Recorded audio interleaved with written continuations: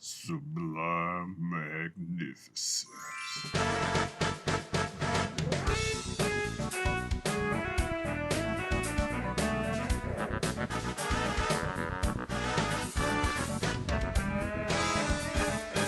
Hey guys, you know who it is, what's going on, when it's happening, where it's at, and why we're here today. How you doing? It is I, the sublimely magnificent Big Ugly himself, Omari Feo Grande on YouTube, back with another episode of This Guy Hasn't Seen. And as usual, I am joined by my co-host and runner mate, one of my best friends in the world, El Director himself, Bill Smith. Hey Omari, thank you for having me back as always. Such a fun time.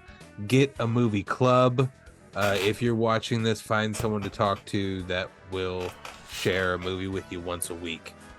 It's a fun thing to just have a assignment of a movie. I mean, that sounds like homework, but like homework in a good way. Homework you like doing. So these are my favorite weeks where you get to throw something at me. So I'm excited for this. Because you never know what you're going to get. You never know what you're going to get. But yes, that's correct. And this week, I went with something that I was just kind of like, fuck it. I had asked you if you had seen this. And I was like, why not? I haven't seen this thing in decades. Probably it's you were kind of running through 2 decades. You kind of running through a few movies from the star of this film. Yeah, like there were you were running through like 2 or 3. Yeah. I had said I had seen maybe 2 of those 4, one of those 3 that you listed off, and you ended up choosing this one. That's right. So you were kind of looking in a DMX. That is correct. Direction. I was, and eventually I decided to go with this week's film of Cradle to the Grave. Cradle to the Grave, 2003. A jewel thief's daughter is kidnapped after he steals a collection of prized black diamonds, which aren't all what they seem. It is directed by Andrei Bordakovic. It is written by John O'Brien, Channing Gibson, and it is starring DMX and Mark Dacakis and Gabrielle Union and Jet Li, which you didn't mention when you suggested this movie to me. I did not, because I may or may not have forgotten and got it mixed up with another film. As we know on this show, as the Ethernet know, as the YouTube verse that may chance upon these videos know, your boy watched martial arts movies.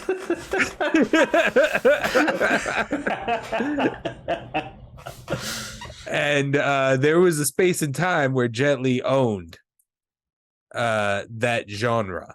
There's everybody gets their 3 years, and they pump out as many movies as they can in that 3 to 5 year span, and then they show up on the Expendables 10 years later. Isn't 4 coming out soon? Oh yeah, the trailer dropped pretty recent. I haven't seen anything past 1. Gotcha. But yeah, it's a 4th one's coming.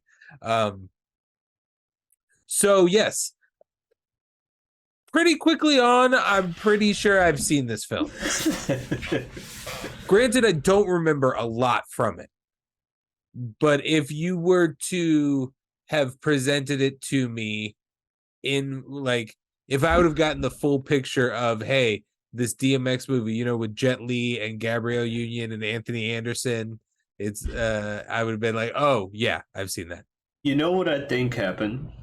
I think whenever way back I first brought this up to you with other DMX movies, I might have mentioned Jet Li then, and you said, yeah, I've seen it. It's got Jet Li. Okay. And then months pass. It was the second time that you went on a DMX run. Yeah. It was the second time. You are correct. Like months pass, and I'm like, I forget. Did you say you saw this or not? And you're like, I don't think I did. I think you mentioned you saw Romeo Must Die, but you haven't seen Cradle to the Grave. And so I was like, okay, yeah, Romeo Must Die is the one with Jet Li. So yeah, all right. So Cradle to the Grave, let's do it. I forgot. Like that was the thing that got me. I didn't mention Jet Li this time around because I just associate him with Romeo Must Die when I think of him in this kind of context, which based on the info that I learned today from within the after credit scene and talking with you beginning, directed by the same folks. Yeah, I mean, it's why wouldn't you get them mixed up? Because it's all the same people. It was literally supposed to be all the same people. This movie came out in 2003, but it was slated to come out in 2002, starring Aaliyah. And of course, the tragic passing of Aaliyah in 2001 causes the film to be pushed back and recast, reworked. I haven't dug deep into what that means. If that literally just means that Aaliyah was supposed to be Gabrielle Union, if Aaliyah was supposed to be the secondary character to Jet Li, like she was in Romeo Must Die, and she's the leader of the heist crew, and maybe DMX is playing one of the secondary characters, and they have to completely rework the script for a male point of view. I don't know any of that. Yeah. I just know that she was slated to co-star in this film, and it was going to be a whole Andres made Romeo Must Die. Then he made a film, Exit Wounds, starring DMX, and then also starring Steven Seagal.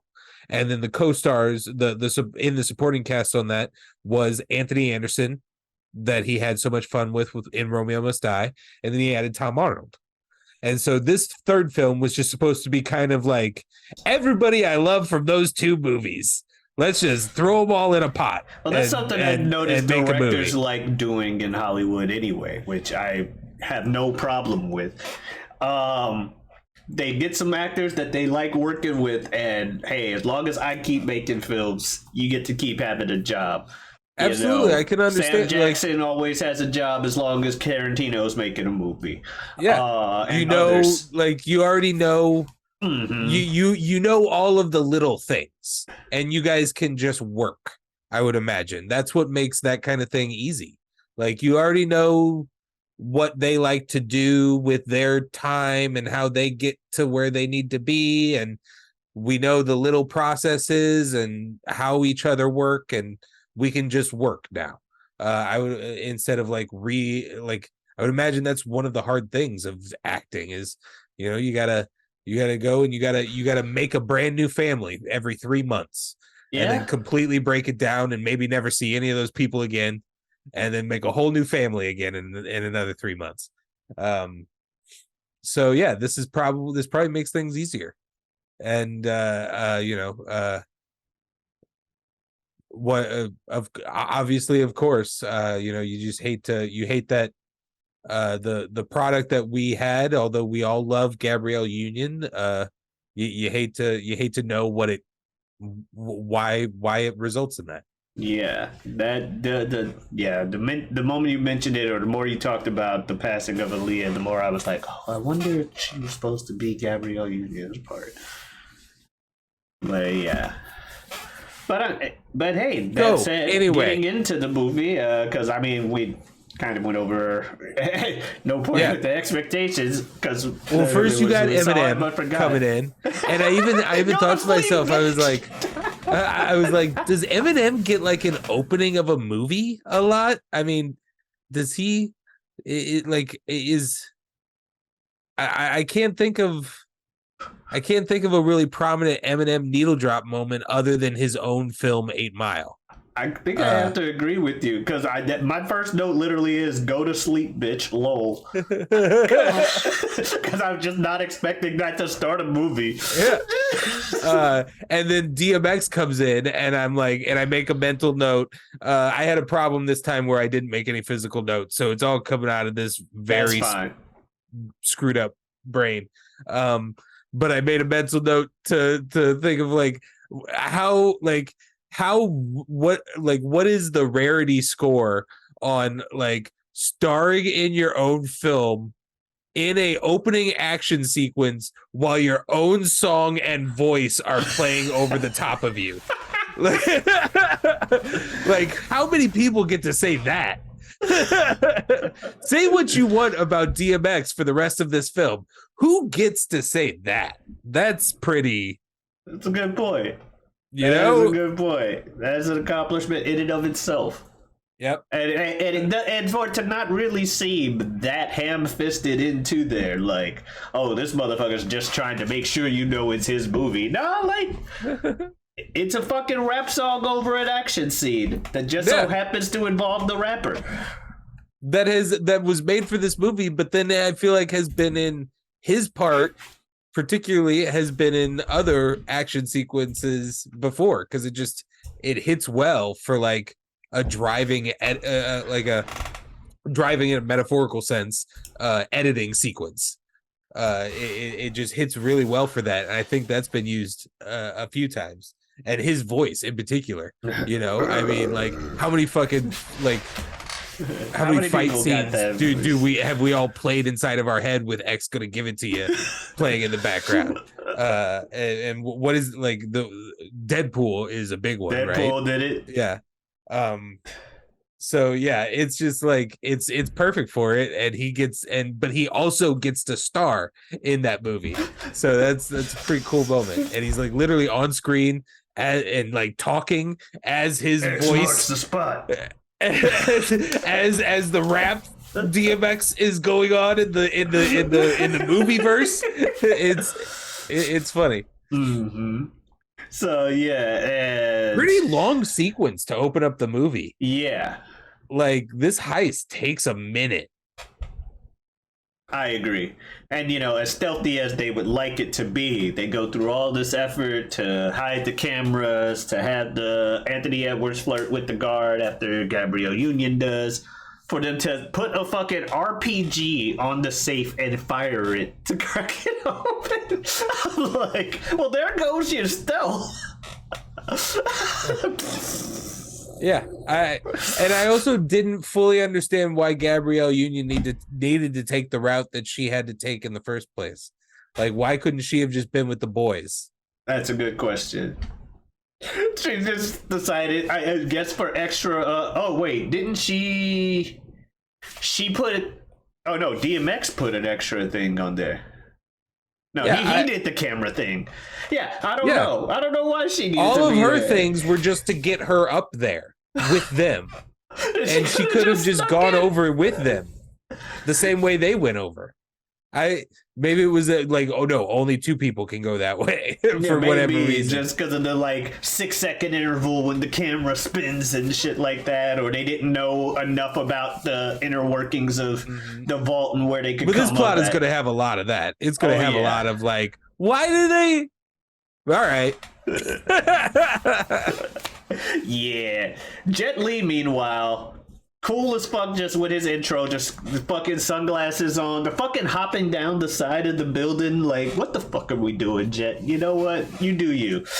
Yeah. Sweet. Yeah, I saw there was an Instagram reel the other day of like Jet Li and Jackie Chan doing parkour way before the word parkour was being used, and it's just a bunch of them literally doing parkour in movies made in 1995 that we all watched. Well, maybe except for Omari. Stay tuned. Stay tuned for the playlist below.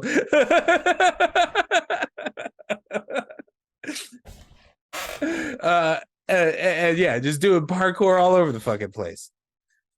Yeah, just like no harness, no nothing. Just I'm on a balcony, drop. Yeah, I want to know if it was Jet Li's idea of like, no, I want to look so dominating, so badass that I'm not going to take my left hand out of my pocket for the first half of the film. He nerfs himself for the movie, just like one hand in his pocket. He's like, no, my power. And he's good at just like making that side almost dead.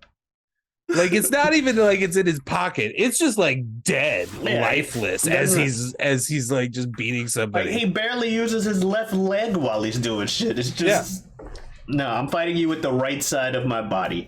You're not worth it. Yeah, exactly. So that was a cool aspect of it. But yeah, they get the whole first building, and they're like, we got these black diamonds. This is what we after. And these plastic looking ass black diamonds. Yeah, everybody in the film immediately looks at him like, oh, and yeah, they're like, I mean, I guess if you called them black diamonds, yeah, maybe, like, I don't know, maybe they're really heavy. And then they keep going with the thing where people are like, you're calling them diamonds, but that's not what they are. I'm like, no shit. They don't even shine. It's just like some fucking... Yeah, but that's neither here nor there. I was upset with them when they first started talking about it and all the jewels. I'm like, admire that shit when you leave. Some dude just called you on the phone. That to be was like... annoying. That was annoying. Them just like laying them all out casually and going through them. Oh my god, yeah, so frustrating, so incredibly frustrating. But yeah, they get out of there. They split up into tunnels because Jet Li called the cops on them, and then Jet Li corners one of them and beats the shit out of him with one hand in his pocket, of course. But they get out of there, and I start realizing when they get back to their base and they're doing stuff, I'm like, I didn't want to say anything early on, but some of this line delivery, it's not the best from a lot of these people. To say the least, it's not the best. You know, Gabrielle Union is not written well here. No. And in the new era of Hollywood, she has been comfortable enough to talk about how she didn't really have a very good time on this set. Okay. The scene later on in the club was not in the script, and she feels forced upon her on the day of. She's pretty uncomfortable and regretful about that scene.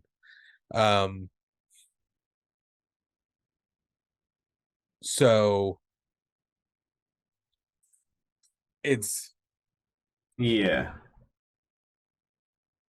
The downside of it being a product of its time. Right. You know, it is. And yeah, I just wanted to... What were you talking about right before then? The line delivery? Right. No. Yeah. So I wanted to say that she was not being written well. She was not being written well. She was not being... I don't feel like her character was being of service and was pretty awfully written. DMX is trying his hardest, and I feel for him. At times he is doing, like, you know, it's you know that it's not his forte, and he's putting in some effort, I feel like.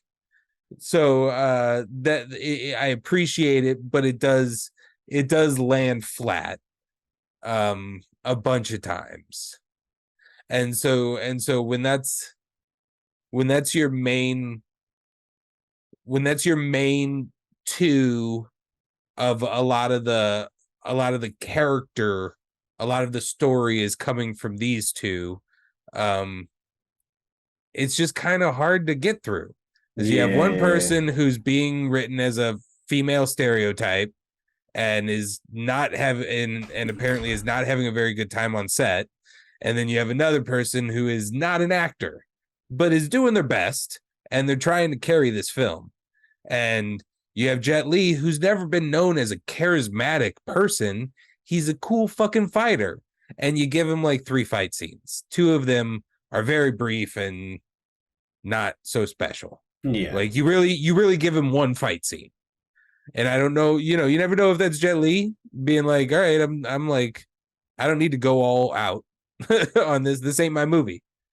Well, you mentioned this is also movie number 3 and in what was already an established director-actor relationship type deal for like a lot of these people. So kind of like people accused the Sandler clan of film people, of just phoning it in after a while. Not saying everybody in this movie did, Right. but if they were to have started getting that mentality that they could, I would understand it with it being movie number 3. It's like, let's just get this paper. That said, there are that's also why I phrased it as line delivery, and some of the line delivery as opposed to these terrible actors in this movie. Right. No, yeah. And that's why I was trying to I didn't want to come off harsh. Yeah, same. Because it does. I feel like you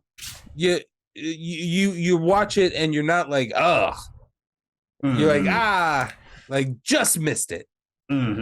But there was one thing I didn't like, and that was Tom Arnold's character in its entirety.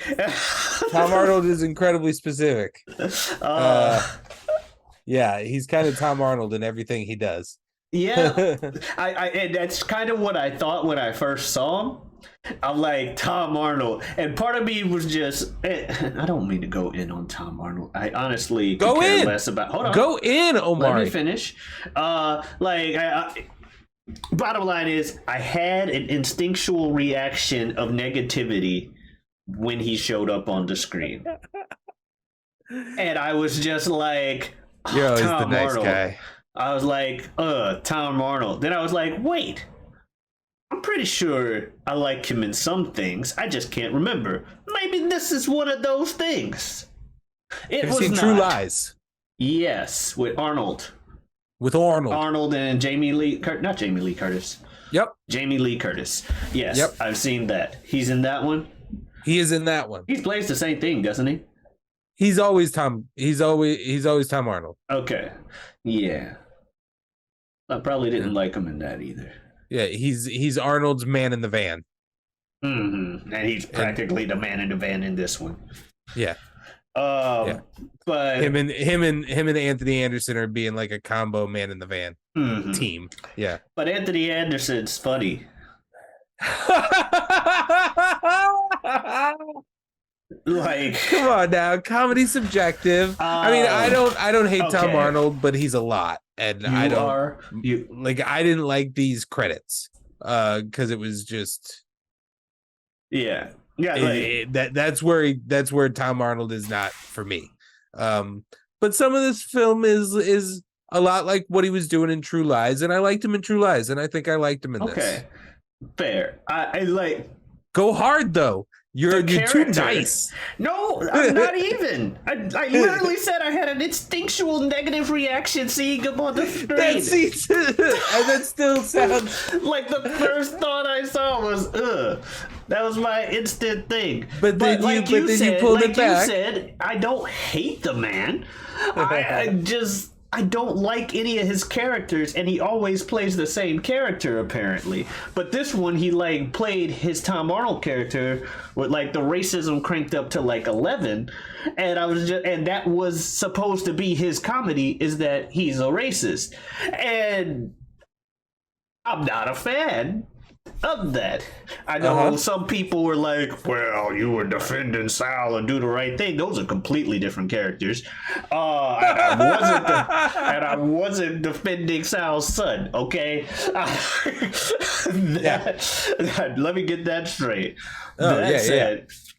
That said, he's in this movie. I thought it was weird that he's like, oh, hey, here's a thief that has a strict no guns policy. I'm going to be introduced trying to sell him a tank.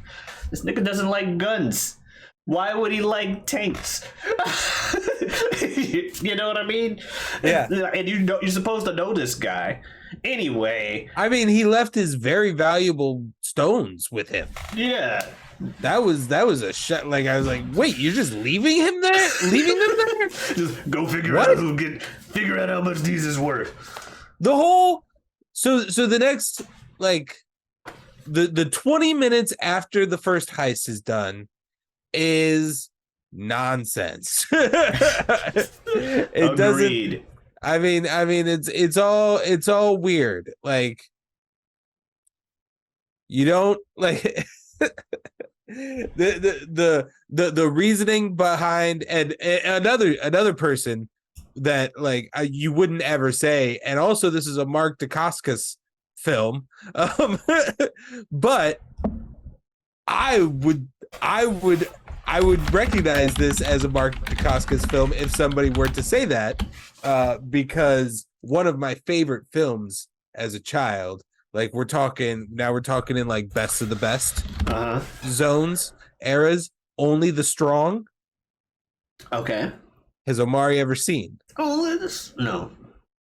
You just put it into it. Only the Strong. I wanted to try to think of some. That's song. probably in there. It's probably in there. I'm not gonna lie. Only the strong survive. But no, I don't know it. But yeah, I was really into him, and he also did one of the Kickboxers. At one point I told you they did several sequels, and he was the main character in one of those that I watched. But yeah, I big fan of him, and even when he became the weird overseer of Iron Chef for several years. That's why I recognize him. The villain, right? Ling? Yeah. Yes. His face looked so fucking familiar. Yeah. And he was the villain in John Wick 3. Yes, the sushi chef. Yep. Yeah. But he's the Iron Chef guy. Yep. No wonder I just always knew his faces out. And I figured he might be the guy from John Wick 3. Like, maybe I know him from John Wick 3. But to me, he's the guy from Only the Strong and the guy from Double Dragon. Okay. I was obsessed with both of those films when I was a kid. So I like this guy in just about everything he's in, even though. But his part in this is nonsense. Like yes. The fact that this all happens just because you don't want to pay a man for his work. DMX says so many times, like, it adds few words. I don't give a fuck about these stoves. Just pay me for them. I'm a businessman. Make me an offer. It's like, it's that simple. I'll go to fuck home. Just make me a fucking offer. You probably got a lot of money. You were already going to pay a lot of money for this. And now the guy that I was going to give him to, that you were going to get him from, has been eliminated from the equation. So just pay me. Guess what? I would have probably taken a lot less than you think. Dude, because that dude was paying me to steal those for you. So he was going to be making a profit. Yeah. And, okay. So I think they're black diamonds. Let's say, not super plutonic new nuclear plutonium. Warheads. Not synthetic plutonium. But yeah, he thinks they're just black diamonds. Sell them for like a few million. You had people betting 25 for 5 of the things later, like 25 million for 25 or for 5 stones and shit later in the movie. Yeah, pay DMX his 2 million and just have him fuck off. Yeah. It's already been a hassle to him, so like he probably would have just taken it and left. It's insane. Yeah, so I'll agree with you on that, because he did seem very vehement on, I'm not paying anybody shit for this. And you had Chambers, the prison guy, the guy in the elaborate ass prison cell, jump Chambers. But as nonsensical as his character was, I like those kind of characters. Or I like the actor, because he's in a lot of shit, and his general demeanor is kind of that of this movie. And so I was like, oh, it's this guy. That guy's really cool. And I did think it was interesting, his conversation with DMX. Apparently, he used to pimp out Gabrielle Union's character, and DMX saved her from that lifestyle. But DMX is asking him about these diamonds. So he's like shit talking him before answering every question. Just like, yo, where the diamonds at? You took Daria and did so-and-so, so-and-so. Bet you couldn't do shit with so-and-so. I don't know anything about the diamonds. Okay, well, who do you think was going to know about the diamonds? You know what's really fucked up? When you did so-and-so, so-and-so, so-and-so, so-and-so. Impersonation. This other guy might have them, though. So, I thought that was for them to be trying something for a scene. I like that idea of a dynamic for the scene where he's like, I'll answer your questions, but I'm gonna get my shit talking too. Yeah, and I love those characters in these type of scenes in like the hero's journey where like we don't get a bunch of exposition and backstory on the explanation of why he is afforded this luxury suite inside of the prison, and he's running the largest gang in the city according to DMX, and from prison on some fucking Wilson like Fisk the cops shit. call him sir and shit. Like we have none of that. It's just we're put into it, and you're expected to be smart enough to know what the fuck is going on. Like, all right, this is like, yeah, like this is on some like Kingpin shit. Yeah. So yeah, I love that kind of setup. Yeah. And that is one of the best parts of this film is that whole sequence. Yeah. But yeah, we get that. And so DMX is like, okay, he's got some shit at his nightclub. So he's gonna go there to check out the nightclub. But while he's there, Gabrielle Union's already there trying to search shit on her own, which leads to the aforementioned scene that you talked about that she was not ready for. So a scene that's much worse in hindsight than it was once you film. read it, once you understand that it was kind of thrown in last minute, it makes sense because the scene doesn't really make any sense. There's supposed to be like it's implied that they are lovers or just care a lot about each other. It's implied that she is a former worker, and saved from that lifestyle. The character that we have been taught and the DMX that we have been taught through this movie so far would not put that as part of the plan. All right, so you're going to bring him up to your private office and maybe for like 35, 45 minutes, just, distracted with like a strip tease. And I will say that adds a lot more realism to him trying to touch her and her like taking the hands off with disgust. I was like, that's a good character move to be like the character's uncomfortable, but when you think about how uncomfortable the actress was, that just adds another layer to it. But yeah, it's as I was watching it, I was like, this is yeah. It like, was unnecessary. Why is this character doing this? It was unnecessary. And then again, it achieves nothing. The second they make sound, he's like, "What was that? Yeah, they do lying all, bitch!" They do slaps all the this shit out of her. They do all this shit to try and be stealthy. They have Anthony Edwards come in here. He's the disguise guy. We said he's the other man in the truck, and that's true. But he's also the disguise guy. He dressed up to distract the security guard earlier. He did this thing where he's like, "I'm the exterminator." And got this stuff. I gotta put some bug bombs in this room to say, don't come in this room. His ridiculous scene with the doorman. Yeah, don't come in this room for like an hour. Which I'm like, okay, at least the point of that is to make sure they keep the door closed and have an excuse not to go in while we're still in shit. Cool, stealth. And Gabrielle Union is distracting the boss from going upstairs for shits and giggles. Like if he just wanted to go in that room. Nah, he's busy trying to get some of Gabrielle Union. Okay, that's the only way I made sense out of what she was doing. But when you mentioned everything about character choices, it definitely makes no sense. But they do all this stuff in all their missions. They try to be stealthy, only to make the most noise when they do the stuff. When they get to steal it, they fucking shoot the damn safe open with like a sniper rifle indoors. Shatter the window. Window. Oh yeah. I mean, if we want to, they broke into the window. if we want to go back in time to the very first scene, well, that very first scene, because it's an incredibly long scene. I guess it's technically the first scene, but like as they're escaping the first heist, and DMX and Gabrielle Union are trying to hide from the cops. And They're DMX talking is on the train because he's like talking about her fucking they're talking tits. on the train, and then even before that, when DMX flips his entire body up into the air and lands on the roof of the train, and this fucking film literally just deletes the sound. It just suddenly goes silent as we see a 200 man go flat on sheet metal of a train. Like, what?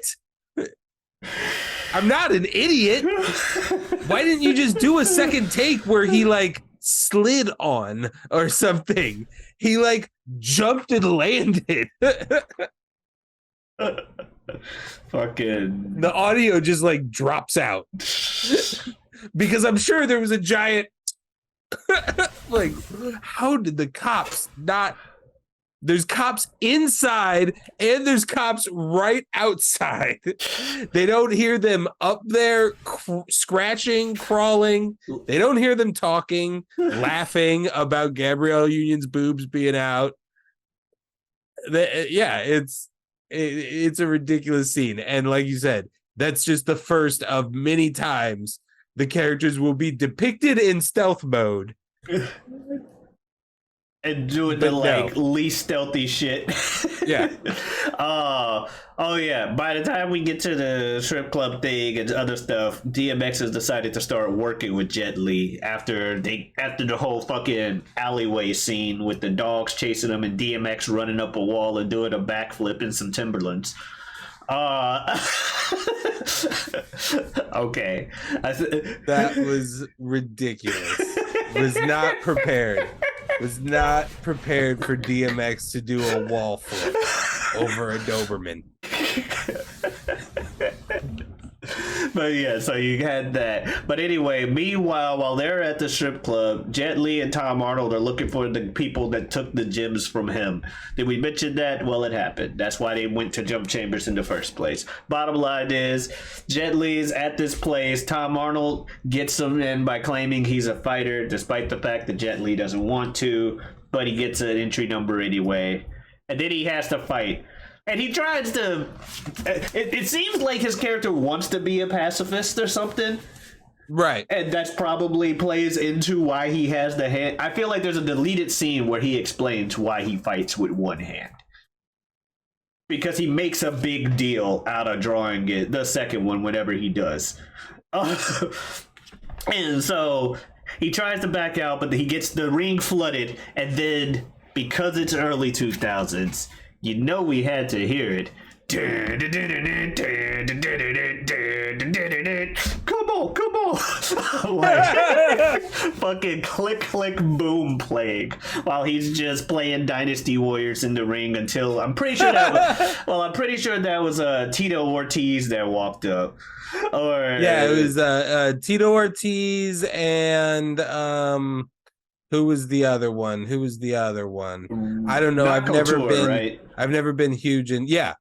It was Ortiz, Couture, and Liddell are all in that scene. I think the final one that really has an upper hand is Ortiz for a minute there. Yeah, but that's when he first draws the head, and even I'm like, oh shit, he drew his left hand, it's on now. And then sure enough, now he's more violent while he's using the other hand. Like before, he's just fucking one kick, block, hit. But the second that other hand comes out, now he's breaking arms and just being as brutal as possible, ripping people's like stomachs out and shit. It's like, oh god, y'all push Jet Li to try, and now all of you die. Okay, I get it. And then they immediately follow fucking click, click, boom with DMX having gotten caught at the strip club.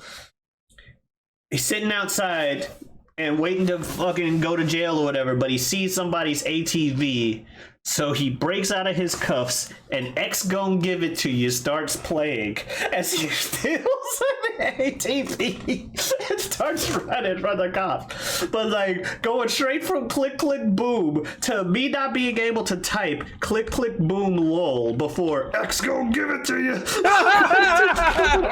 Oh, X gonna give it to you. And he's like driving away. And I'm like, God damn it. This is hilarious. The newscaster of like, and by the way, folks, he's on an all-terrain vehicle. Fucking driving down the road. Oh, they got him trapped at this parking garage. They'll never let him get away. Literally driving away in the car. I'm like, way to go, cops. You don't even bother searching. Give it to you. Go give it to you. Go give it to you. Let's go give it to you. But fucking movie keeps going. His daughter gets kidnapped by the villain Ling. And I will give the daughter her credit, the daughter character her credit, because she doesn't full on be the kidnappee victim. She tries. She tries. She makes multiple attempts to not just be taped up, laying there waiting to die. Which I can respect, because I understand the need for and importance of the character archetype, but I fucking hate useless little kid characters that are just there to be an inconvenience to the main character. That is like, people are like, you hate little kids? No, but if you're gonna keep taking up my screen, do something. I gotta watch you, make me like you. I'm easy to please. So it's not hard to be a cute kid. So I was happy that she at least tried. She was like, what was that? She's like, fucking takes the keys from the guy, tries to steal the car, but she's like 8. That first plan was pretty good. Yeah, it was pretty good. If it wasn't for the painted out window, she might have been able to get out of that hangar. Yeah. Who knows what would have happened from there, but yeah, no, like, she had a good idea. That was a good plan. That's what I was like, you know what? Worth a shot. Good on you. Oh, you got kidnapped, but okay, at least you tried. You didn't just sit there the whole time. I want my daddy. Okay, I get it. Don't cut back to it 5 times. We get it, she said. No, she tried to get out, and I like that. And then even later, when she realized the attack was underway, she's like, fuck it, go time. And she fucking tried to run out and almost fucking escaped again. So that was cool. Anyway, we get to the fucking climax. They go to the auction. That's when they reveal it's synthetic plutonium, and these people are fucking sitting here while the guy goes through the stress test. It's a Mission Impossible. Like, Ethan Hunt should be on this case, not DMX. Like, Jet Li, you are an irresponsible intelligence agency member. This is an insanely dangerous moment, and you're just like, yeah, hopefully me and this random dude I met 3 days ago, just a normal citizen who's a jewel thief, hopefully we can make it work. Like, you need to be making your contacts, like finding some local authority, like the building to shut that shit down immediately. Shit, where's your team? Where's your MI team? Right. Like, why did you have to assemble DMX's crew? And like the stakes go too high. They go way too crazy high. It's like, what? Okay. No, yeah. Not only is it micro plutonium, like not only is it like tiny little plutonium that can make nuclear bombs, it's the strongest nuclear bombs ever made. Yeah. New World Order. One Hiroshima. Two Hiroshimas. What? New World Order. With the stakes got way too high. Yeah, a fraction of one of those is bigger than 2 Hiroshimas. New World Order defining. Let's just sell them right here to these people in this room. Nonsense. Also, I'm pretty sure if you're shocking that with radiation to get those kind of readings from it, y'all need to not be sitting huddled around this thing. There's. Almost assuredly. Especially given, what's gonna happen in a few minutes. So anyway, Jet Li also what he does later. Probably got cancer. Yeah. Probably gonna die pretty soon. Yeah. Fucking but in comes the tank because the tank had to show up. Let's be honest. You don't have Chekhov's tank over here. Chekhov's tank comes through the door. Anthony Edwards and Tom Arnold get to have their little moment of doing stuff. Meanwhile, DMX is sneaking into the building, gets stopped by the random female henchman who has no bearing on the movie except Gabrielle. Not random female henchman. Kelly Hu from Surf Ninjas. How dare you? Her character has. She's also from Martial Law. Did you ever watch Martial Law? Did I watch Surf Ninjas? You haven't seen Surf Ninjas? No. Bro. Are you surprised? Bro, it's Surf Ninjas. Fair. That's Chris Farley? You've never seen Surf Ninjas? Could we do 2 in a week? This is that Chris Farley. No, that's not Chris Farley. What was Chris Farley? Chris Farley did something with ninjas. Beverly Hills Ninja. Okay. That's probably why I never watched Surf Ninjas. I got it confused with Beverly Hills Ninja. Surf Ninjas would be different. Yeah. Not Chris Farley. And it's different from Three Ninjas. But weirdly it has maybe it'll come up someday. But yeah, Martial Law was also a fun one. That was a television show with Samo Law. And it was kind of like it was like Rush Hour vibes. Gotcha. And she was but he was like, it's like old. Like what if Jackie Chan in Rush Hour was old? Gotcha. And she was kind of like a deputy, a second detective to him. That is awesome. That was a TV show. That was a really good one. My comment was to say nothing to the actress, but more to the character. No, I know. We just hadn't highlighted it. I wanted to give her a shout out. Cool. Because I just remember her from those things. That is a cool fact, though, and I'm happy to know it. That said, her character served her purpose in the film, which is to be someone for Gabrielle Union to fight. Now, meanwhile, what's his name gets a tank. Arnold and Anderson. DMX gets to have his moment. Gabrielle comes in with a goddamn jacket, swinging it around like a whip or some shit. That said, she at least kind of got a cool, killing the other chick. She made the other chick kill herself with the gun, but I liked her little fucking pose as she did it. Just, I'm like, okay, she got to at least look somewhat. Yeah, that was a cool moment. I thought it did look a little stiff. Yeah. It did look like dance step moves that she had just learned an hour ago that she was counting off. Anna 1, 2, 3. Yeah. Shoot in the chest. 3, 4.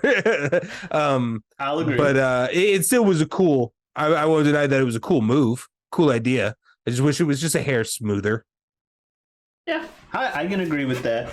Kelly Hu also looks like in today's world, very prominent voice actress in a ton of stuff.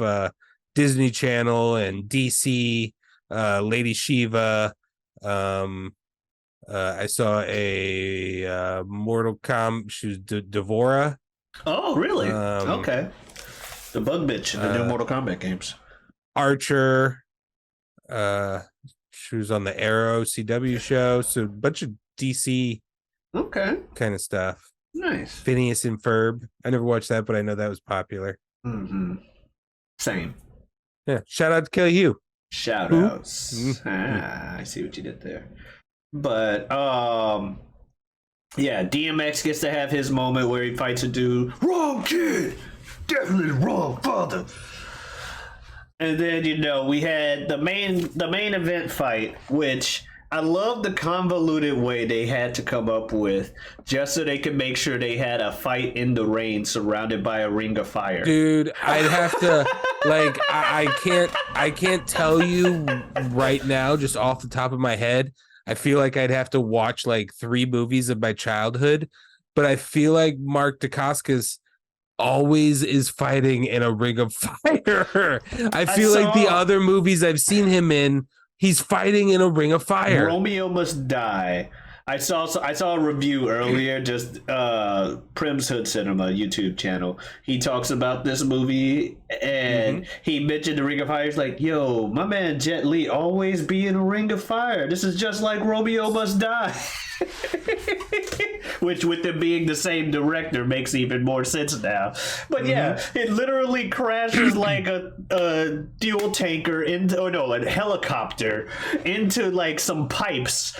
So, and it's literally a perfect circle. And it's like raining down water from the pipe. So like while everybody's fighting in their various locations in a perfectly like calm sky, it keeps cutting to Jet Li's rain-filled fire circle. Yeah. I'm like, the fact that they went through all this just so he could have a Ring of Fire fight in the rain. How do I get that to happen? I don't want everybody else fighting in the rain. Just Jet Li. I know. Helicopter crashes into pipes after spilling its oil or spilling its gas in a perfect circle. Yes. But yeah, Jet Li versus Iron Chef. Jet Li wins. I'm sure he loves that. I'm sorry, I forgot his name. I think his character's name was Ling. Yeah. But I don't know if I'm pronouncing his last name right. Mark Dacascos. Oh, that's the actor. Yeah. Oh. Mark Dacascos is the guy that we've talked about from Only the Strong and Kickboxer films and John Wick and Iron Chef. Gotcha. I thought you were, when you said Dacascos, I thought you were talking about like director of the movie, but no, Mark Dacascos. No, yeah. Very, very not matching his vibes. Yeah. Name. Mark Dacascos. All right, Mark Dacascos. I think he's a pretty American dude. Yeah, which is awesome. Despite yeah.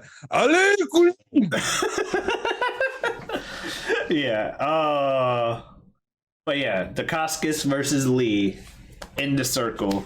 Li wins and then takes the fucking plutonium thing that they had supercharged earlier out of his pocket. I don't think you can do that. I don't think you can do that. Like, I think you just made a new Chernobyl. Like, I don't think we can go to that airfield anymore. At least for like a little while. I'm kind of with you, especially because he definitely activates it because he puts it in his throat. Fuck yeah, he does. It's one thing to just be like choke on it and die, but he like chops it, and then a pretty cool effect. Dude gets cooked from the inside out. They do it really well, and it is shocking. You do not expect the movie to go there. Like that's what this is all leading up to, is like a crazy throat face melting bomb. It's I ain't gonna lie, I got cooked. and yeah, that's like, oh my god, yeah, he's way too close to it. I feel like Jet Li has cancer now. Yeah, everybody there may have cancer. I don't know. It's more powerful than anything we've ever made before. Like, is this a bad radiation leak scenario? Or is it somehow clean radiation? Is it somehow contained by the human corpse? That it immediately melts through? Oh my god. But yeah, Jet Li just kind of walks away. I win. Fucking DMX walks away with his daughter, Angels East, Angels West. Protect her like you do the rest, or something like that. Protect her like you do best. It's I had it up here. I almost said it a minute ago. It is Angels East, Angels West, North and South. Just do your best to guard her and watch her while she rests. There you go. Yeah.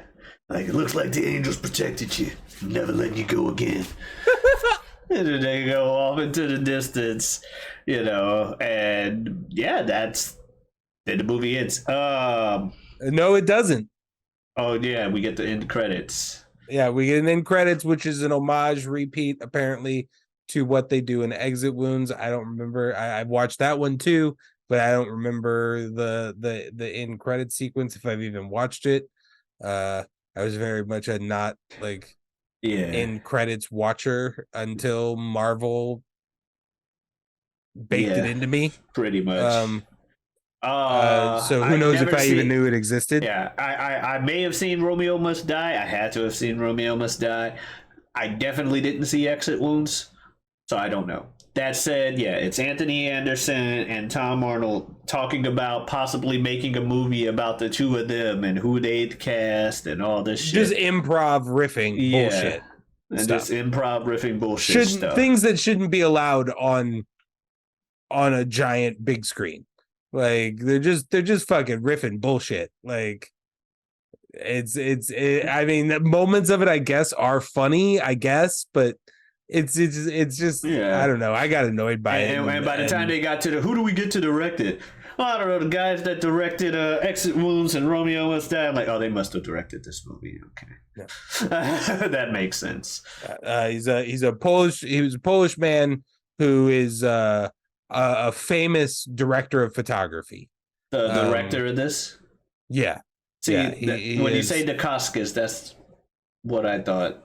That's probably why I thought that. He was a big action movie director of photography and of different films in the 80s.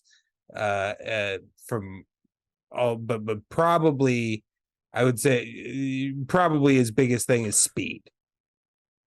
He was the director of Speed, and that's or he wasn't the director. He was the director of photography of Speed, so like the cinematographer kind of deal.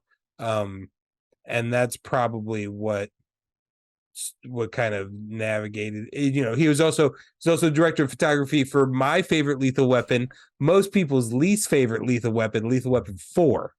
I'm like, the second you go mine, most people are like, it's gotta be 4. Because that was the first Lethal Weapon I watched. And I too Guess why I liked it? Jet Li. Like, this guy likes reusing people. He enjoys certain people. Like, he did this movie, and then 1998. So that's 2 years before he makes Romeo Must Die. Okay. So he's doing cinematography for Lethal Weapon 4, and at some point he's got to grab this dude Jet Li and is like, hey man, like I know you haven't done a lot of American films yet, but I'm working on something, and I think we're gonna make 2 ridiculous movies that a certain segment of the population are gonna love. Pretty much. Who knew it would come from me, Andrei Bartakovskis, and you, Jet Li. Yeah, that's why I keep. Yeah, because I'll explain. Oh, that's not worth being on camera. But yeah, that makes sense. Rush Hour. That makes sense. That's not worth being on camera. Lethal Weapon 4. I did like that a lot. That was the first Lethal Weapon I saw. And yeah, having Jet Li and Chris Rock, I thought it was okay. I didn't understand. I have white parents, so I've seen all the Lethal Weapons. I eventually saw the other ones, at least 1 and 2. Because 2 is Diplomatic Immunity, right? I don't remember that well. Fair enough. One of them, Mel Gibson likes dislocating his shoulder a lot during, because he can on cue or something, or his character can. I think that's 1. Yeah, I think that's how we we meet his character. Yeah, and then the second one, they got fucking diplomatic immunity, man. Diplomatic immunity. It's been revoked. Anyway, this isn't about Lethal Weapon. This is about Cradle to the Grave, which is not a sequel to anything. When I had to re-look up the thing to make sure that's what we were watching this week, I saw it say Cradle to the Grave. I'm like, wait, before I accidentally recommend a sequel to something. It's not. The hit blockbuster, Cradle 1 to the Grave. Cradle 1 Grave. or Cradle to the Grave. It just didn't have the 2 for the second movie. But it's like, no, it's not a sequel to anything. Perfect. This is the movie I was talking about. Oh, it's got Jet Li in it. That'll be fun to watch. Anyway, that was pretty much me last night. Oh shit, that's right. Jet Li is in that movie. That's why I liked it. But what did you think, Bill? What did you think of Cradle to the Grave? I mean, it's all right. Yeah. It's all right. Yeah.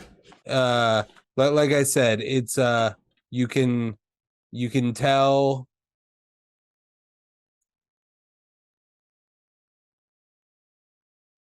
Well, you can't. I don't want to speak on that. All right. Because of the things we know. Yeah. From Gabrielle Union, and then also there's the privilege of knowledge. Right. There's the internet talk that DMX wasn't the easiest person to get to be working with. Just so as far as like being on time and stuff, because I was about to say you can tell they're having fun on set, and I was like, well, maybe not. Maybe not. You know, some people are. But it does kind of come off as that vibe before I read that stuff on the IMDb page. Yeah, Anthony Anderson makes things a lot of fun. Jet Li is carrying this movie when he isn't written to carry this movie. And he only has really one big fight scene to get you through to the end when he fights the main villain. Like he has that UFC scene and that's about it. Yep. And it's just I just don't. I appreciate DMX in this era when he was attempting, but I just don't know. I think he's served best in what he was served in Romeo Must Die, which is a supporting role. Yeah, in like 10 minutes of screen time is a great level for him. Mm-hmm. Yeah.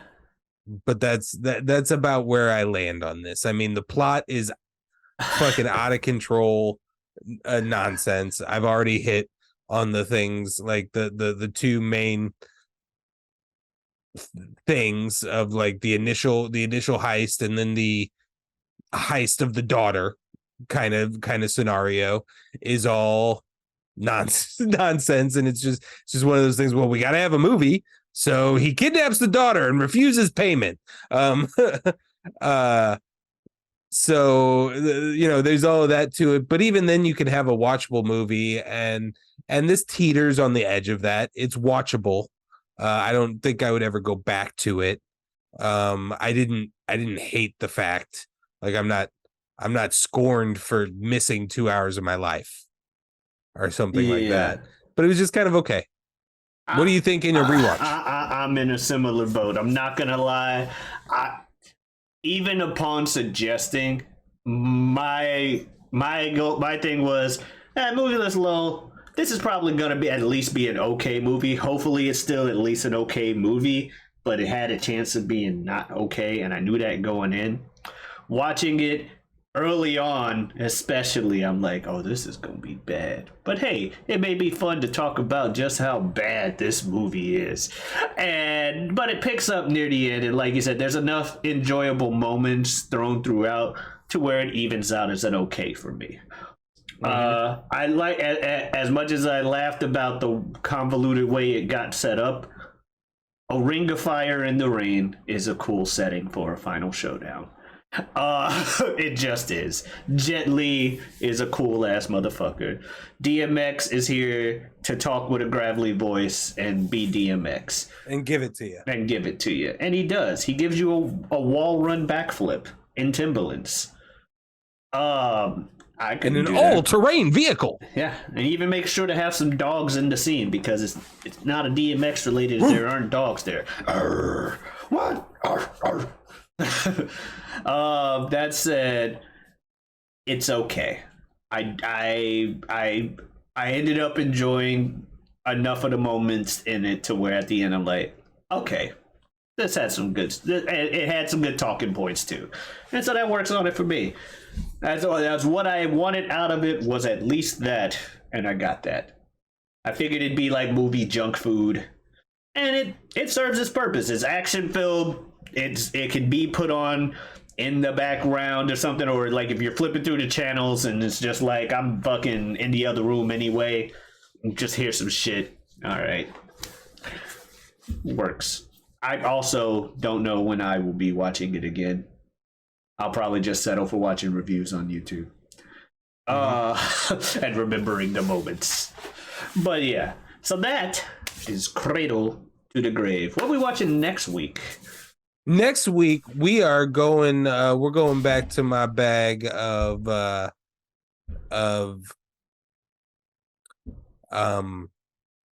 do I say this? Good films. We're gonna go. That's fine. Because it's not a good movie, it's just a watchable one. I will definitely say that. No, it's a joke. This is a joke. That was my initial thing. I think I typed earlier. Not a good movie, but I had fun watching it. So, next week we are going to watch Gladiator. oh shit! Will we be entertained? Literally all I Will know you from be entertained? He's seen that much of it. It's the line from the movie.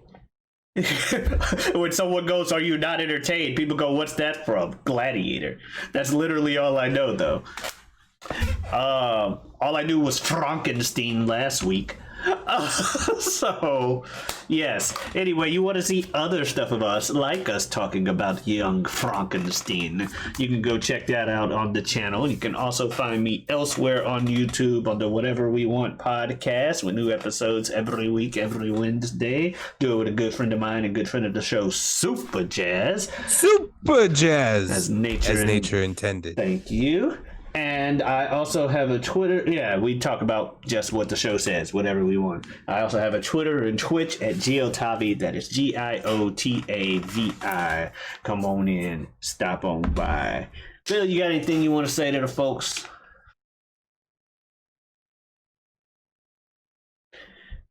Pete. All right. Good. I'll say rip Bray Wyatt. Oh, Rest yeah, in man. peace. We just got that news. I mean, yeah, and fresh on the heels of Terry Funk's passing. Also, Terry Funk, yeah. Terry Funk lived a long storied life. And you don't want to say like extra rip to Bray Wyatt. But it's a tragic loss when somebody goes that young. That man had a lot of life left to give and a lot of potential wrestling entertainment to provide, and that's yeah. We'll be coming late to you here with this news. This is probably weeks down the line, but yeah, we just learned about it hours before the taping. Yeah. So yeah.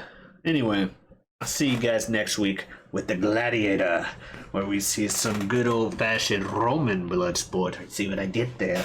Adiosness.